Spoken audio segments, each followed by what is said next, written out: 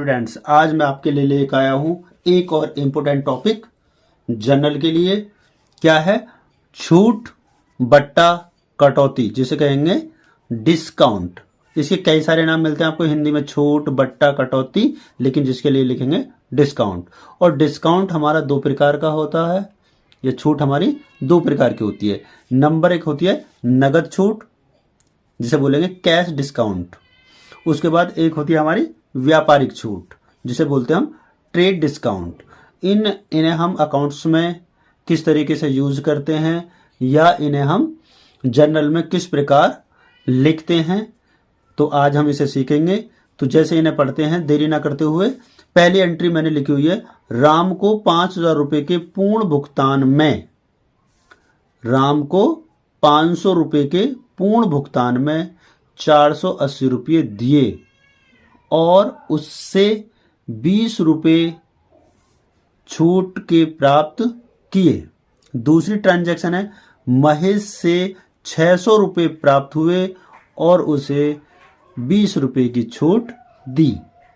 तो इन्हें किस प्रकार लिखेंगे जर्नल में, करते हैं। तो पहली एंट्री थी, क्या थी? राम को क्या किया? राम को 500 रुपये के पूर्ण भुगतान में कितने रुपए दिए हमने? 480 रुपये, 20 रुपये की नगद छूट प्राप्त की। तो एंट्री बन जाएगी, राम डेबिट 500 रुपये देने थे, टू हमें छूट मिली, जाएगा हमारे पास कैश 480 रुपये, और हमें देने थे 500, छूट प्राप्त की, इनकम हो गई। तो टू डिस्काउंट रिसीव्ड 20 रुपये, टोटल मिला के 480 प्लस 20 500 हो गया। उसके बाद दूसरी थी, हमने कैश प्राप्त किया किससे? महेश से 600 रुपये प्राप्त हुए और उसे 20 रुपये की छूट दी। तो एंट्री बन जाएगी, कैश अकाउंट डेबिट 600 रुपये, डिस्काउंट पेड किया हमने 20 रुपये, टू महेश 620 रुपये। इस तरीके से हमने ये आपकी दो एंट्री की नगद छूट की। अब व्यापारिक की छूट जो होगी उसे बड़े ध्यान से समझेंगे। इसमें क्या होता है, व्यापारिक छूट को हम अपने अकाउंट्स में शो नहीं करते हैं, लेकिन इसको नरेशन में अलग से लिख के दिखाते हैं। तो जैसे है, पहली, सुनील से 10% व्यापारिक छूट पर 5,000 रुपये मूल्य सूची का माल खरीदा। दूसरा है, राजेश को 15% व्यापारिक छूट पर 20,000 मूल्य सूची का माल बेचा। तो ये आपकी माल खरीदने और बेचने की एंट्री है, जिसमें आपका व्यापारिक छूट आया है। तो इसे हम किस तरीके से जर्नल में शो करेंगे? तो पहली एंट्री में 5,000 रुपये का माल हमने खरीदा है, तो क्या एंट्री बनाएंगे? जब हम माल खरीदते हैं तो उसके लिए क्या लिखते हैं? परचेज। तो क्या एंट्री बन जाएगी? Purchase account debit to Sunil. कितने रुपए का माल खरीदा था हमने? 5,000 का। तो 5,000 का जब हम 10% निकालेंगे तो कितना आएगा? 500 रुपये। 500 रुपये माइनस करके जो बचेगा उससे हम एंट्री करते हैं। तो 5,000 माइनस 500 बराबर बचा आपका 4,500, 4500 से एंट्री होगी। सेम वैसे ही इसमें क्या किया हमने? माल बेचा है, Rajesh account debit to sales 17,000 रुपये, 17,000 रुपये।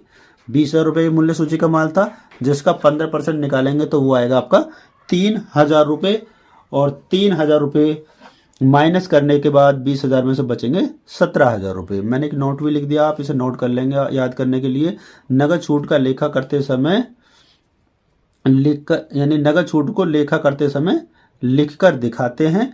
और दूसरा है, व्यापारिक छूट का लेखा नहीं किया जाता, उससे घटाने के बाद जो राशि आती है उससे लेखा करते हैं। इसे नोट कर लेना अपने नोट्स में, ठीक है। अब आगे बढ़ते हैं हम। नेक्स्ट कुछ एंट्री और है हमारी, दोनों से मिक्स हैं। तो इसमें हमने कुछ ट्रांजैक्शन लिए हैं। कुछ व्यापारिक व नगद छूट के लेन देन, यानी जो मिश्रित लेन देन है, यानी कंबाइंड है, इन्हें ध्यान से समझेंगे। ये जो एंट्री मैं लेकर आया हूं आपके लिए, वेरी वेरी इंपॉर्टेंट है। यानी कि ये आपकी जो स्पीड है जनरल एंट्री करने की, उसे रोकेंगी। हमें डरना नहीं है, इन्हें ध्यान से समझना है और अपनी स्पीड को बरकरार रखना है। तो जैसे कि मैंने पहली एंट्री लिखी हुई है यहाँ पर, 40,000 रुपये मूल्य सूची का माल, 10% व्यापारिक छूट और 2% नगद छूट पर करण को बेचा। ठीक है, आगे करण ने 40% माल के मूल्य का भुगतान उसी समय कर दिया। ध्यान से समझेंगे इसी को। हमने कितने रुपए का माल खरीदा है, बेचा है, सॉरी, 40,000 रुपये मूल्य सूची का, तो 10% व्यापारिक छूट पर। तो इसमें से आप क्या करेंगे, पहले आप सीधा सीधा जो आपका माल है 40,000 का, उसमें से सीधा सीधा आप 10% माइनस कर देंगे और निकाल लेंगे आपका सीधा सीधा 4,000 आएगा। और 4,000 माइनस करने के बाद जो अमाउंट बचेगी टू सेल्स में वो आएगी सीधी सीधी 36,000 रुपये। अब 36,000 का कितना था, 40% निकाल लेंगे, जो अमाउंट आएगी उसका निकाल लेंगे आप कितना, 2%, तो वो आएगा आपका 288 रुपये। ठीक है, और तो अब जो भी आया था हमारा 40%, उसमें से आप क्या करेंगे, 288 माइनस करने के बाद बचेगा आपका 14,112 रुपये। ठीक है, तो कैश अकाउंट डेबिट हो जाएगा आपका 14,112 रुपये, डिस्काउंट पेड हो जाएगा आपका 288 रुपये, और जो आपका बचा है 36,000 का 60% निकालेंगे तो वो आएगा आपका 21,600 रुपये। ठीक है, आगे बढ़ते हैं। सेम वैसे ही ये आपकी खरीदने की एंट्री, बेचने की एंट्री है। अब खरीदने की एंट्री देखते हैं। खरीदने की एंट्री क्या था, 50,000 रुपये मूल्य सूची का माल, 10% व्यापारिक छूट और 5% नगद पर मोहन को से खरीदा। और क्या किया, 50% माल के मूल्य का भुगतान उसी समय मोहन को किया। ठीक है, सेम वही एंट्री, वहां 40 था, यहां 50 हो गया। तो क्या हो जाएगी एंट्री, परचेज अकाउंट डेबिट 50,000 का जब हम 10% निकालेंगे तो वो आएगा 5,000। 5,000 माइनस करने के बाद बचा आपका 45,000 रुपये। अब 45,000 का हम 50% निकालेंगे तो वो आएगा आपका 22,500। तो देखो जरा, मैंने दोनों को अलग लिखा, यहाँ लिखा हुआ टू कैश और टू डिस्काउंट रिसीव्ड और टू मोहन। जो उधार बचा 50% का हमने पेमेंट कर दिया, 50% उधार बचा ना, तो उसके लिए लिखेंगे टू मोहन। 22,500 ये आ गया। 22,500 का जो हमने नगद पेमेंट किया है 50% का, उसका जब हम 5% निकालेंगे तो वो आएगा 1125। 22,500 में से 1125 करेंगे तो बचेगा आपका 21,375। अब इन तीनों को ऐड करेंगे तो 45,000 रुपये ही आएगा, इस तरीके से। अब नेक्स्ट एंट्री है, ये आपके माल खरीदने की एंट्री थी, सॉरी बेचने की पहली, ये दूसरी खरीदने की। इसके बाद जैसे हमने उनका सेल्स रिटर्न, परचेज रिटर्न किया था, सेम इसका भी होगा। तो इसमें क्या, करण ने 5,000 रुपये मूल्य सूची का माल वापस किया। तो हमें ध्यान में रखना है, करण को हमने कितने प्रतिशत व्यापारिक छूट माल बेचा था, तो 10% बेचा था। तो 10 में से हम क्या करेंगे, जब हम 5,000 रुपये का माल वापस लेंगे तो 10% माइनस करके लेंगे। ठीक है, तो 5,000 का 10% कितना आएगा, 500। 500 माइनस कर देंगे, कितना बचेगा, 4500। तो sales return account debit 5,000 minus 5,000 का 10%, तो बचा आपका 4500 रुपये। किसने वापस किया, टू करण, 4500 रुपये आ जाएगा। ठीक है, आगे बढ़ते हैं। नेक्स्ट मोहन क्या था, अब इसमें ये था जो मोहन है, मोहन को 8,000 रुपये मूल्य सूची का माल वापस किया। मोहन ने हमें कितनी प्रतिशत छूट बेचा है, मोहन ने हमें 10% व्यापारिक छूट बेचा है। सेम वैसे ही करेंगे, 8,000 का 10% निकाल लेंगे तो आएगा आपका 800 रुपये। 800 रुपये माइनस करने के बाद जो बचेगा उसे माल वापस कर देंगे। मोहन डेबिट 7,200 रुपये, टू परचेज रिटर्न 7,200 रुपये। सेम वही 8,000 माइनस 8,000 का 10%, तब आया आपका 7,200 रुपये। आगे बढ़ते हैं। नेक्स्ट अब क्या है, नंबर 5, करण ने शेष धनराशि को 2% नगद छूट के आधार पर भुगतान किया। तो हमें पहले ये पता लगाना है कि करण से हमें कितने रुपए लेने हैं। तो पहली एंट्री में हम देखेंगे क्या था, पहली एंट्री में हमें करण से लेने थे 21,600 रुपये। 21,600 रुपये में से उसने कुछ माल हमारे पास वापस कर दिया था। तो वापस करने की एंट्री थी नंबर 3, क्या था, सेल्स रिटर्न 5,000 रुपये का माल था और 10% व्यापारिक छूट बेचा गया था। तो हमारे पास कितने रुपए का माल वापस आया था, 4500 रुपये का। अब 4500 रुपये को हम माइनस करेंगे 21,600 में से। 21,600 में से जब माइनस करेंगे तो मैंने इस 5वीं एंट्री में पूरी कैलकुलेशन दिखाई हुई है।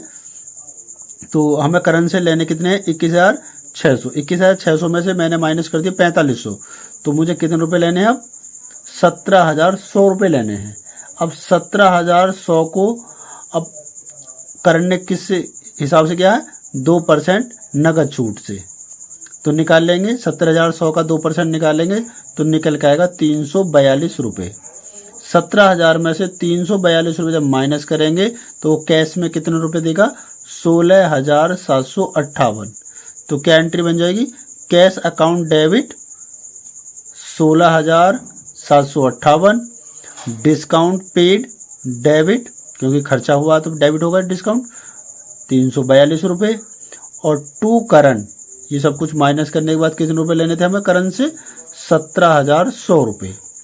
ठीक है, इसके बाद नेक्स्ट एंट्री थी हमारे नंबर 6 की, वो क्या था मोहन को बकाया धनराशि का भुगतान 2% नगद छूट पर किया गया। जैसे अभी हमने करंट वाली 5वें नंबर की एंट्री बनाई थी सेम वैसे ही हम इसकी कैलकुलेशन भी करेंगे। तो मोहन को हमें कितने रुपए देने पहले हम ये पता लगाएंगे, क्योंकि देखेंगे नंबर 2 जो एंट्री थी मोहन से हमें कितने रुपए मोहन को कितने रुपए देने, तो मोहन को हमें देने थे 22,500 रुपये। 22,500 में से कुछ माल हमने उन्हें वापस किया है मोहन को, तो ये है नंबर 4 एंट्री। देखेंगे इसमें 4 में क्या था मोहन डेबिट 8,000 माइनस 8,000 का 10%, तो ये बचा था 7200 रुपये। तो हमने कितने रुपए का माल वापस कर दिया था 7200 रुपये का। जो 7200 रुपये देने हैं हमें 22,500, इसमें से 7200 रुपये हम माइनस कर देंगे तो हमें कुल कितने रुपए देने होंगे निकाल लेंगे। मोहन को हमें देने हैं 22,500 माइनस 7,200, तो कुल रुपए देने हैं 15,300। अब 15,300 को जो हमने भुगतान किया है वो किया है 2% नगद छूट पर, तो 15,300 का जो 2% आएगा वो आएगा 306 रुपये। अब 306 को जब माइनस करेंगे 15,300 में से तो हमें रुपए देने पड़ेंगे 14,994 रुपये। टोटल देने हैं 15,300। तो एंट्री क्या बनेगी मोहन डेबिट, रिसीवर मोहन है तो मोहन डेबिट 15,300 रुपये। हमारे पास से जाएगा cash to cash account 14,994, to discount received क्योंकि ये इनकम है इस वजह क्रेडिट होगी, टू डिस्काउंट रिसीव्ड 302 रुपये। तो ये हमारी एंट्रियां हैं। इन एंट्रियों को ध्यान से अपनी नोटबुक में नोट करेंगे और इनकी बार बार प्रैक्टिस करेंगे। ये जो एंट्रियां इनसे हार्ड आपकी एंट्री कोई नहीं होगी। यही एंट्रियां हैं जिन्हें कहते हैं हम कंबाइन एंट्री। इनमें कई अकाउंट कई ट्रांजैक्शन आती हैं, एक बार दोबारा से देख लेंगे इन्हें। पहला cash account debit, discount debit, current debit जो उधार आएगी वो अमाउंट आ जाएगी टू सेल्स।